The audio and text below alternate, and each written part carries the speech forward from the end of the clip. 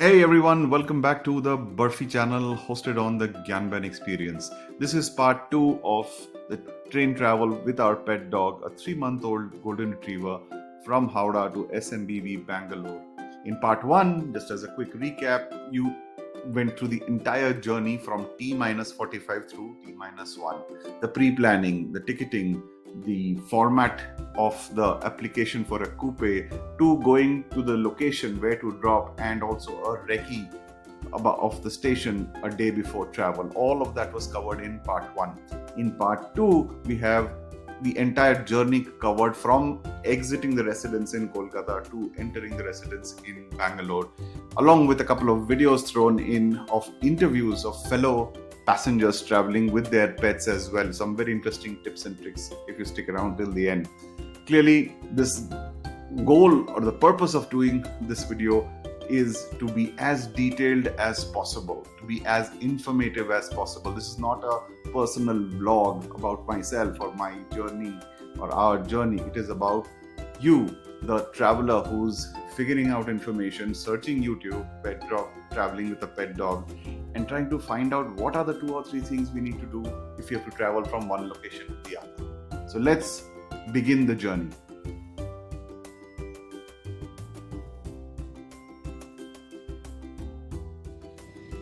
Okay, everyone, welcome to day 0, T0. Today is the day where we set off from Howrah to Bangalore. The day started rather early at around 3:30. We had to wake up 3:30 a.m. Yes, that's right. And I'll give you the sequence leading up to the departure time, which is at 10:50. So for a 10:50 a.m. departure, we needed to be at the station by 8:30 or thereabouts. To be at the station at about 8:30, we need to leave residence by about 7:30 or 7:15 thereabouts, given the morning traffic. And Calcutta wakes up really early, so who didn't want to take a chance? To exit the residence at around 7:15 or 7:30, we needed to be ready by 7 o'clock. By ready, I mean not just the luggage, the preparations for the travel, but also prepping up Burfi for the travel. To prep Burfi up, we had to take care of 2 things. First, at least 4 hours before the actual car journey, which has the most probability for him to puke. So we administered food at about 3:34 in the morning, and just before we commence the journey, we'll have those anti-puking medicines. These are the 2 things that we needed to do. The coupe information just arrived on text message. We've got our coupes, so that's a good news. Nobody else will be there, and so we can travel comfortably, upper berth and lower berth. And right now, we will inspect one last time the vaccination certificates, fit to travel, identification cards like our own Aadhaar cards and the other passenger who's traveling, and of course the medications and food for the journey if required. Food is required, medications if required. And so with that, we seem to be all set for now. In the next video, I will record our journey while exiting the house and in the cab, and then when we enter the platform. And the same procedure as I explained earlier: head to the Parcel Office, talk to the gentleman, take Burfi to the Parcel Office, carry him and get the paperwork done, and then we should be all set. So stay tuned.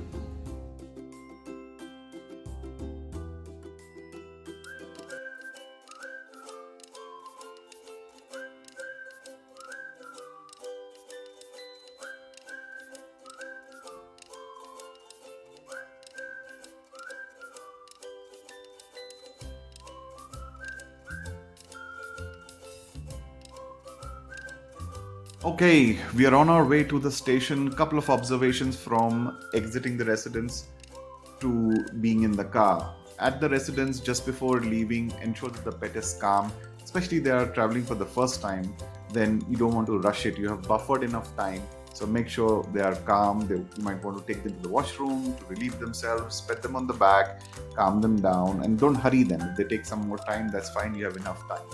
While you get into the car, ensure that the windows are rolled down because their ears are not yet fully developed, so they might feel a bit nauseating. So at least if not fully up till there, where they can lift their nose up and breathe and get the fresh air. Hold very tightly because it's a long journey to the station, given the fact that if you are farther away from Howrah Station, for us it was a 35 to 45 minute journey. So it was long enough for someone to get restless. So we kind of kept talking to the pet, made him calm down. We stopped in between so that the pet can just restore the balance in the mind. We also ensured that we asked the driver to take it easy, don't be in a rush to reach the station, avoid the potholes or unnecessary road bumps and everything. So just to make sure that the entire journey you're easing the pet into the journey instead of having a knee-jerk reaction and just landing up in a hurry to the Howrah Station. So if I were to sum this up for you, the fact that you have buffered time, make the most of it. Thanks.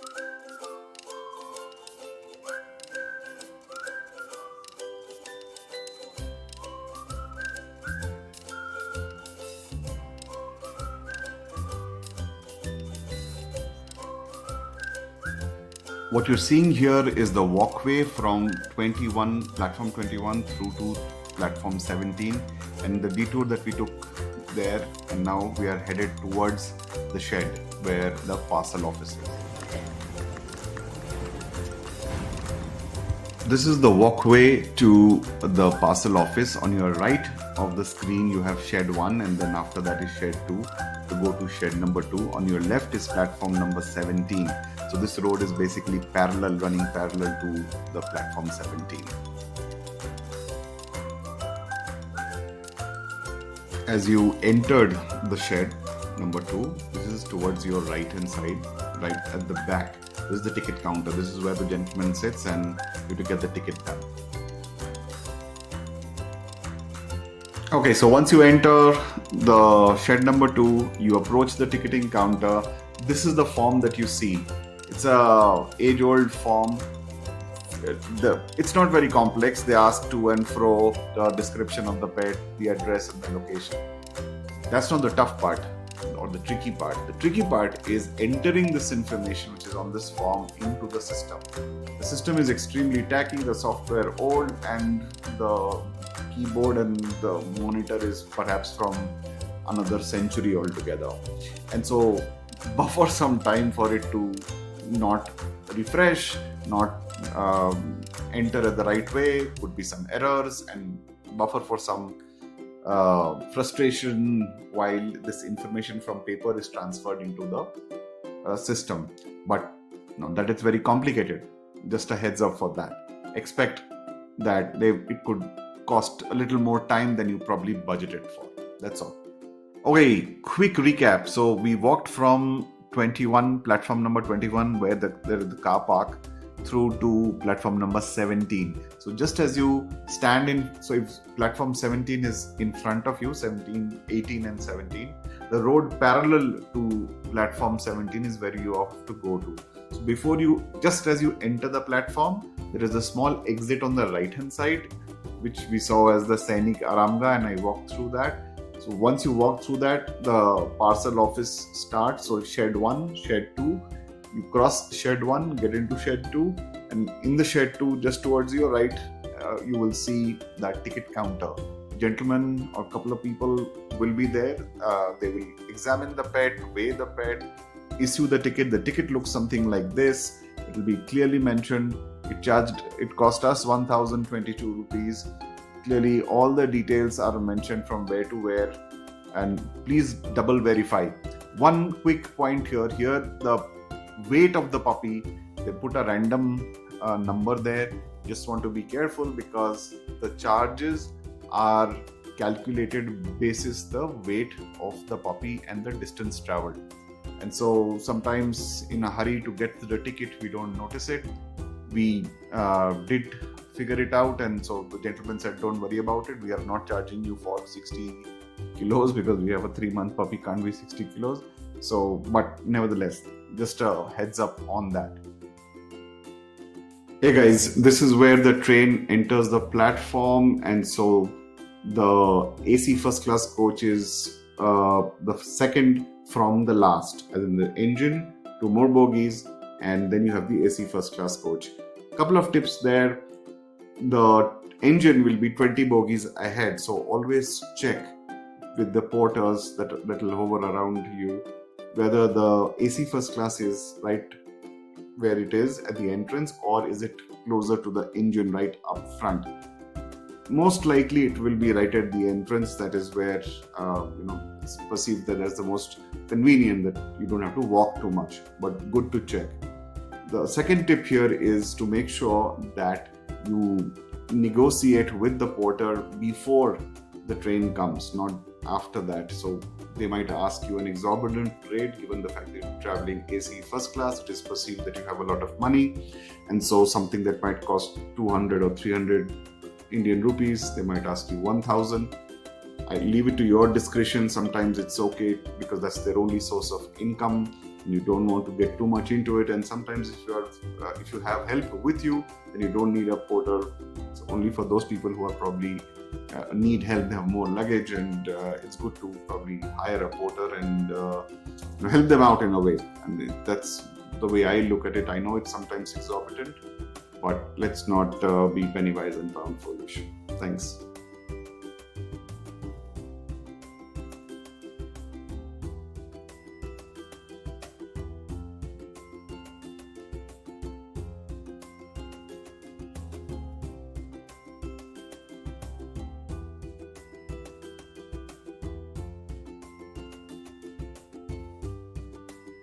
As you can see, Burfi is now fairly relaxed. If you try to get the pee pad below his feet, but he just keeps changing and shifting, but that's all right, nothing to worry. There is water, there is food, everything is on standby, so we are all set. Accurate. Train is departing and we are exiting Howrah Station. Hey everyone, we have just departed Howrah Station. Just one important point, because H1 bogie compartment is right at the entrance of the beginning of platform 21. So technically from the engines we are last but 2 or 3. So the engine is say 20 compartments ahead.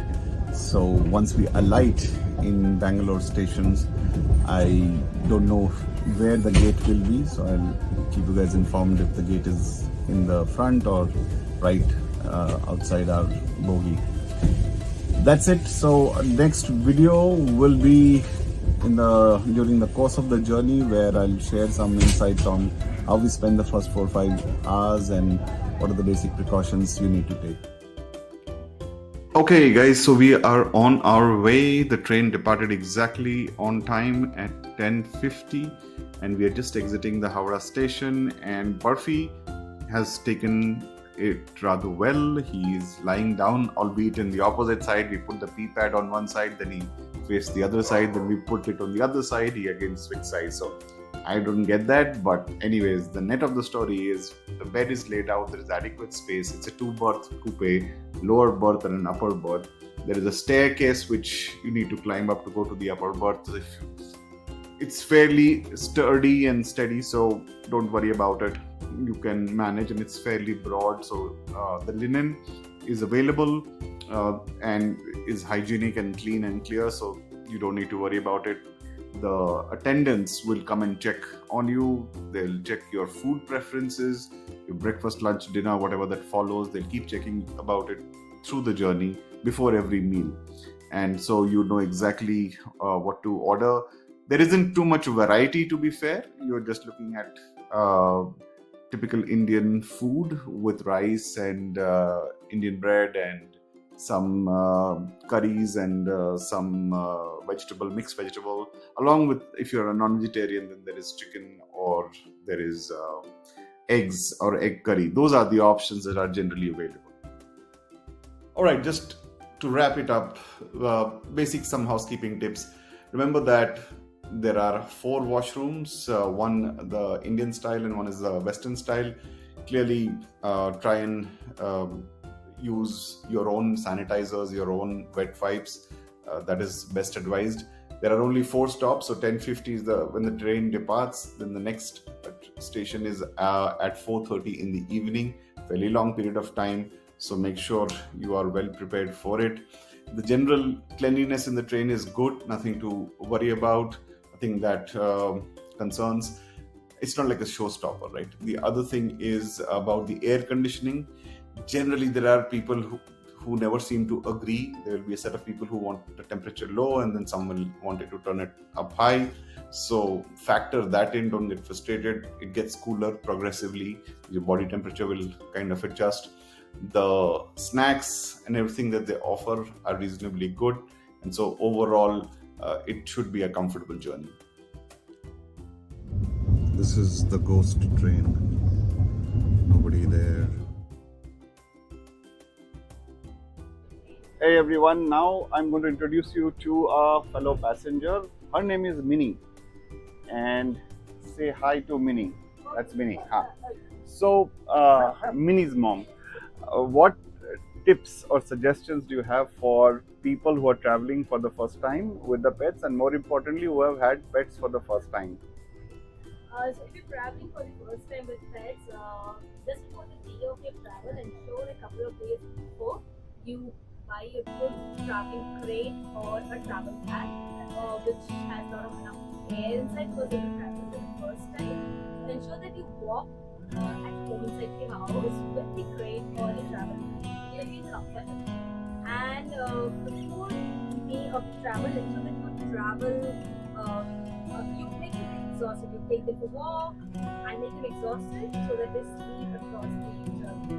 And for the first timers, my suggestion will be like you can consult a doctor before that, but something like health sleep from Wiggle Strike. It's very helpful to make them calm and composed because they're very anxious because of travel. Is it applicable for all dogs? Yes. Or just a specific breed? No, it is applicable for all dogs. I have consulted my vet, but the how you provide them, do you have to spray on their feet or do you rub it on the skin? That you can consult with. But it's a nice way to make them calm during the travel. I used it and she's very composed, and my fellow passengers didn't have any issues while they're parking and all. So that helps. That would be great. And also I would like to add on, please ensure that you train them, train them in pee pads, so that while journey you don't have to go down across the station, and that will help them to relieve inside the Awesome. Thank you so much. কিন্তু আপনি travel করাতে সমস্যা হবে, আপনাকে কিছুতে travel করাতে দেবেন। আর এগুলো যদি আপনাদের নেওয়া থাকে, জলাতঙ্ক রোগের টিকা, আদার্স একটা ভ্যাকসিন এবং ওর ফিটনেস সার্টিফিকেট, এগুলো নিয়ে আপনাকে ট্রাভেল করতে হবে। এবং মোস্টলি এরা যখন আমাদের এগুলো অ্যালটমেন্ট করে, কুপেতেই অ্যালটমেন্ট করে। সাধারণের সঙ্গে নিয়ে যেতে হলে আপনাকে সেই ব্যক্তির কাছ থেকে নো অবজেকশন সার্টিফিকেট নিতে হবে, দেন আপনাকে ওই কম্পার্টমেন্টে যেতে দেবে, ওই কেবিনে যেতে দেবে। আদার দেন আপনাকে কুপেতেই যেতে হবে। Very good. Thank you so much. Welcome to Bangalore SMBV. This is the new platform, new station. Remember, it's not Yashwantpur, this SMBV, in an area called Byapanahalli. Byapanahalli has 2 entrances, one at the back, one at the front. So ask your the train attendants to help you out with the platform number so that you can inform your friends and family waiting. Remember, same time yesterday, the train was running 1 hour plus delayed, and I think it made up overnight, and so now we have reached 1 hour early. So this kind of coordination is best advised post the last stop, which is at Renigunta, and then you can probably coordinate and anticipate the estimated time of arrival. So in the next segment, we're going to go from the station platform through to the vehicle and to the residence, and some of the experiences there we'll share en route. Cheers. Everyone, we are in Bangalore now, and Burfi is driving home. So we are going to reach in about 20 minutes to 30 minutes. What we have done is I've put in a platform here so that he doesn't slip and can sit peacefully. Holding him, we have kept the windows open so that the air pressure is maintained, and because their ears are not yet formed, right? So then they feel less pukey. And from time to time ask him to look Burfi, look in the front. We ask him to look in the front. So that keeps the orientation in place. I'll post the next segment once we reach home. Thanks. And so we finally made it. Welcome home. So this is Burfi's home, and he seems up and about. We've taken him down for a walk. The journey from the station to the residence was a breeze. He did not have any trouble. The platform that I had brought along with him, like a small desk kind of thing, that stability on the paws was helpful, and the windows were open, so that helped as well. The first reactions once he entered home was a bit circumspect, but he explored the house. We had already prepared areas where he could be, so we took him there.